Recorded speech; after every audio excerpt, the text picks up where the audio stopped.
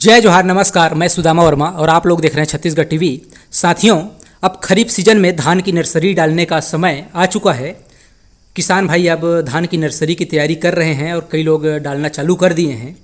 तो आइए आज के वीडियो में हम धान की नर्सरी किस तरह से डालें और उसमें नर्सरी डालने से पहले हम बीजों का उपचार किस तरह से करें, धान के बीजों का उपचार किस तरह से करें, कितने एरिया में हम कितने किलो बीज की नर्सरी डालें और उसको किस तरह से कौन कौन से दवाई में हम उपचारित करें, इन सभी विषयों पर विस्तार पूर्वक आप लोगों को जानकारी दे रहे हैं। तो आइए सबसे पहले अपन बात करते हैं कि हम कितने जगह पर, कितने वर्ग फुट जगह पर कितने किलो बीज की नर्सरी डालें। तो इससे पहले आप लोगों को कहूँगा कि यदि आप लोग छत्तीसगढ़ टीवी चैनल को सब्सक्राइब नहीं किए हैं तो सब्सक्राइब अवश्य करें और साथ ही बेल का आइकन प्रेस कर दें, जिससे हमारे इस तरह खेती से जुड़ी हुई जो वीडियो है उसकी नोटिफिकेशन सबसे पहले आपको मिले। तो सबसे पहले अपन बात करते हैं कि प्रति 10 किलो बीज की यदि हम बुआई कर रहे हैं, नर्सरी डाल रहे हैं, तो 10 किलो बीज के लिए कितने जगह, कितना जो जगह है, कितना वर्ग मीटर कहें या वर्ग फुट कहें, वो जगह सूटेबल होता है, या कितना जगह हमें लेना चाहिए, या फिर 20 किलो बीज की यदि हम नर्सरी डाल रहे हैं तो उसके लिए कितने वर्ग फुट की जगह हमें चाहिए, ये सबसे पहले समझना पड़ेगा। तो किसान साथियों, 10 किलो बीज यदि हम नर्सरी डाल रहे हैं तो उसके लिए 1225 वर्ग फुट की जो जगह है वो सबसे बढ़िया होता है। और यदि 20 किलो बीज की यदि हम नर्सरी डाल रहे हैं तो उसके लिए 2500 वर्ग फीट की जगह हमें चाहिए। तो यदि हम फुट में बात करें तो 10 किलो बीज के लिए आप मोटा मोटी 36 बाई 36 फुट लंबाई और 36 फुट चौड़ाई का जगह आप लोग चयन कर लें 10 किलो बीज के लिए। और यदि 20 किलो बीज की नर्सरी डाल रहे हैं तो उसके लिए 50 फुट लंबा 50 फुट चौड़ा जगह का चयन कर लें, जो 50 फुट बाई 50 फुट मतलब 2500 स्क्वायर फुट का जगह हो जाता है। और वो 20 किलो बीज की नर्सरी के लिए बहुत ही बढ़िया जगह है और इतना जगह होना ही चाहिए। इसमें नहीं जो धान की नर्सरी है वो पतला पड़ता है और नहीं बहुत मोटा पड़ता है। तो इस तरह से पहले जगह का चुनाव करें और जगह की पहले अच्छे से जुताई करके उसमें पानी वगैरह चला दें और तत्पश्चात फिर आगे की प्रक्रिया करें। अब उसके लिए सबसे पहले तो हम जिस बीज की नर्सरी डालना है उसको पहले शोधित करना है, उसका ट्रीटमेंट करना है। एक तरह से कहें कि हमें धान के बीजों का टीका लगाना है, धान के बीजों में समझो, जिससे हमारे जो धान का फसल है वो बहुत बढ़िया पैदावार दे और बहुत बढ़िया उसमें उपज आए और किसी भी प्रकार के जो बीमारी हैं उसमें बार बार रिपीट ना हो, कम से कम बीमारी आए। तो इस तरह से हम यदि धान में टीका लगाते हैं, धान को शोधित करते हैं, उसका उपचार करते हैं, तो एक तो हमारा जो उत्पादन है वो बिल्कुल 10% बढ़ जाता है और साथ ही बीमारी उसमें कम आता है। तो किसान भाइयों, सबसे पहले तो अपन यही कहेंगे कि जैसे हम बीजों को चुनाव करते हैं तो उसमें जो हल्के बीज होते हैं उसको पहले तो छांट कर निकाल लेना चाहिए। और उसका सबसे बढ़िया तरीका है कि 10% नमक का घोल तैयार करें। 10% कहने का मतलब 100 लीटर पानी में 10 किलो नमक और 10 लीटर पानी में 1 किलो नमक। तो एक बड़ा सा टप लें और उसमें 10 लीटर पानी डालें और उसमें 1 किलो नमक को अच्छे से डालकर मिला लें, घोल बना लें।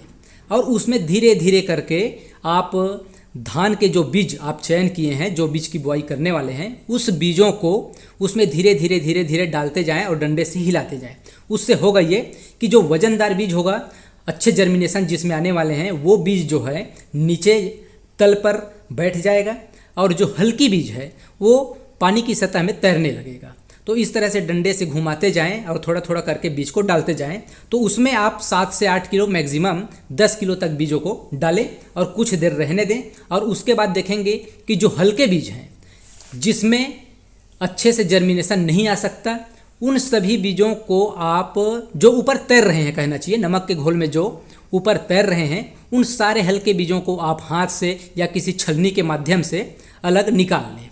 और जब पूरी तरह से बीज आप निकाल लें तो जो नीचे तली पर बैठे हुए जो बीज हैं वो है हमारा सही बीज, जिसका जर्मिनेशन बिल्कुल 100% आने वाला है।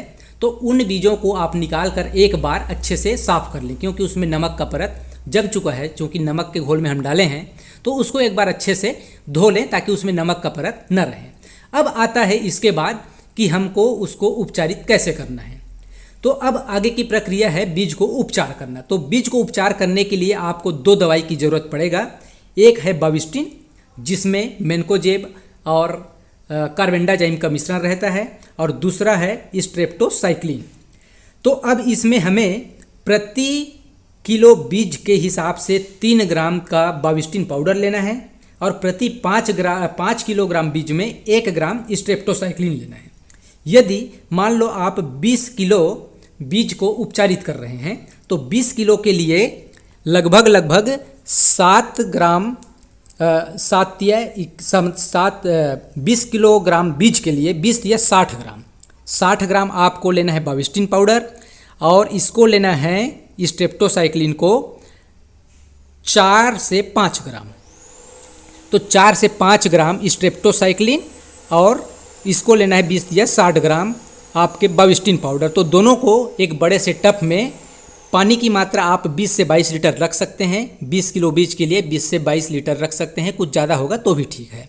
तो उसमें अच्छे से इसका मिश्रण तैयार कर लें, और उसके बाद जिसको हम नमक से कहना चाहिए ट्रीट करके निकाले हैं, शोधित करके निकाले हैं, उन बीजों को धीरे धीरे इसमें डालते जाएं और हिलाते जाएं। और उसके बाद फिर इस घोल में इस बीज को 24 घंटे के लिए छोड़ दें।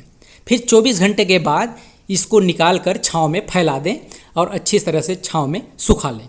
अब हमारा यह जो बीज है वो पूरी तरह से बुआई करने के लिए तैयार है। 100% ट्रीटमेंट हो चुका है। इससे हमारा 10% उपज भी बढ़ेगा और इसमें ज़्यादा बीमारी भी बिल्कुल नहीं आएगा। तो इस तरह से हमें बीजों का उपचार करना है। अब हम नर्सरी डाल रहे हैं तो फिर इस उपचारित बीजों को जिस जगह पर हमें नर्सरी डालना है, जिसकी हम तैयारी किए हैं जगह में, उसमें आप जिस तरह से छिड़काव करते हैं छिड़काव कर दीजिए, और उसके ऊपर में फिर मिट्टी की एक पतली परत या फिर गोबर का कंपोस्ट खाद है उसका अच्छे से एक परत बिछाकर, ताकि हमारा बीज ढक जाए, और फिर उसमें सिंचाई कर दें। और सिंचाई करने के बाद में, चूँकि शुरुआत में हमें 2 से 3 दिन 4 दिन तक निरंतर सिंचाई करना होता है, या आप अपनी जगह के हिसाब से कि किस तरह से हमें कितने दिनों पर सिंचाई करना है उस हिसाब से आप सिंचाई कर सकते हैं। और इसमें एक चीज़ का और आपको ध्यान रखना है कि हमें नर्सरी में क्या खाद देना है। तो नर्सरी के लिए यदि हम 20 किलोग्राम बीज की नर्सरी डाले हैं तो उसमें आप खाद के रूप में 4 किलोग्राम SSP डाल सकते हैं, 1.5 किलोग्राम यूरिया डाल सकते हैं, और 600 ग्राम 33% वाला जिंक डाल सकते हैं। तो इस तरह से आप उसमें खाद डाल सकते हैं। अब यदि अर्ली वैरायटी है तो अर्ली वैरायटी को आप 25 से 30 दिनों के अंदर में ही उखाड़ कर रोपाई अवश्य करें। इस चीज़ का ध्यान रखें ताकि वो ज़्यादा से ज़्यादा कल्ले दे सके। और यदि नर्सरी पीला पड़ रहा हो, तो यदि पीला पड़ रहा हो तो उसके 2 ही कारण होते हैं, एक फेरस सल्फेट की कमी, एक जिंक सल्फेट। तो आप नर्सरी यदि पीला पड़ रहा हो तो उसमें जो अपन 20 किलोग्राम बीज के लिए जैसे बात कर रहे हैं तो 75 ग्राम फेरस सल्फेट और 50 ग्राम जिंक सल्फेट 33% वाले, इसका आप एक टंकी में घोल बनाकर स्प्रे कर दें तो वो जो पीलापन की जो समस्या है वो दूर हो जाएगा। और यदि खरपतवार की समस्या यदि आ रहा है तो उसमें आप 15 दिन बाद जो नॉमनी गोल्ड वगैरह होता है, या और कई नाम से आते हैं जैसे तारक, वाश आउट और शायद माचो नाम से भी आता है, तो इस दवाई का आप 12 ml 20 किलोग्राम एरिया के लिए 12 ml एक टंकी में, 15 लीटर वाले टंकी में घोल बनाकर आप स्प्रे कर सकते हैं, छिड़काव कर सकते हैं, जिससे जो खरपतवार उग आए हैं उसका निदान हो जाएगा। तो इस तरह से आप अपनी नर्सरी की तैयारी करें।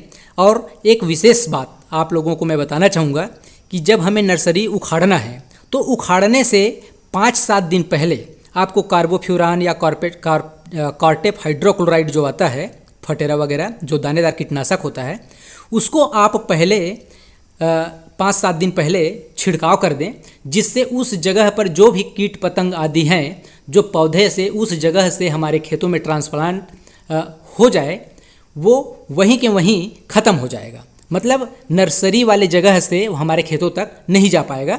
तो आप इस दवाई को आप छिड़काव कर दीजिए, उससे पौधे भी बहुत बढ़िया ढंग से उखड़ेगा और यहाँ के जो समस्या है वो हमारे खेतों तक बिल्कुल नहीं जाएगा।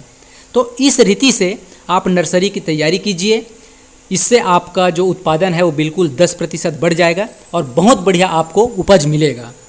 तो ये तो रहा धान की खेती में हम किस तरह से नर्सरी तैयारी करें और कौन कौन से उस पर दवाई का छिड़काव करें और कितने बीज का नर्सरी कितने स्क्वायर फीट ज़मीन पर डालें, इसके ऊपर एक डिटेल जानकारी। उम्मीद करता हूँ आज का वीडियो आप लोगों के लिए हेल्पफुल होगा।